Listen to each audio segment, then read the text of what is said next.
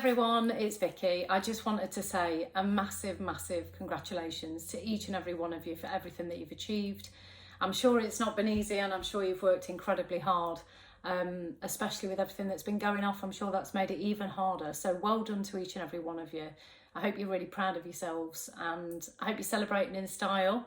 I've been asked to share a little bit of advice. Best advice I've had over the years is the simple stuff. Be on time, be prepared. And the third bit of advice, which I really do try and stick to nowadays, which is just to do it your own way. Easy to follow the pack. It's a bit harder to just be passionate and stick to your guns. And I've no doubt with everything that you've studied in whatever field it is, you've got your own ideas and your own ambitions. And I just encourage every single one of you to just do it your way. So yeah, all the best, wishing you all the luck for the future. Take care.